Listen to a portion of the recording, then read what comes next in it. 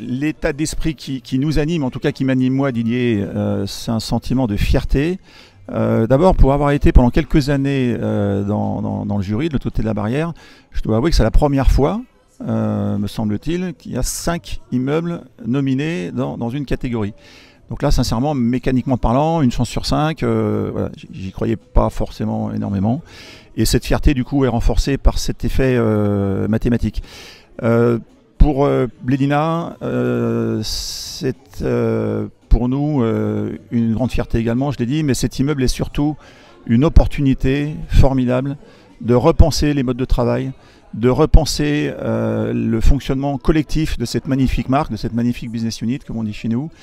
Et ce bâtiment est ce dont on pouvait rêver de mieux.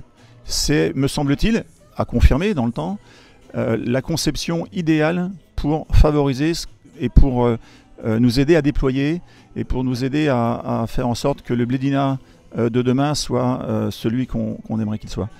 Donc c'est un bâtiment, et je regrette presque que Patrick Mitton, SO Architecture, soit pas présent avec nous. Je connais toujours pas son alibi. Mais c'est à lui que je pense aujourd'hui, parce que j'ai beau avoir la fierté d'être le locataire de ce bâtiment, à la base, j'en suis pas le concepteur. Donc hommage à SO, n'est-ce pas ? C'est la transition, Didier. Tout à fait, très bien. Bon, en tout cas, pour nous, c'est pareil, c'est une immense joie. C'est Noël avant Noël. C'est vraiment extraordinaire. Et c'est vrai que je pense, comme l'a dit Philippe, un petit peu à tous les gens qui ont travaillé sur ce magnifique projet. Bien évidemment, Patrick Mitton, l'architecte. Le travail merveilleux qui a été fait par les équipes du groupe Danone. Je dirais aussi par les équipes du groupe DCB.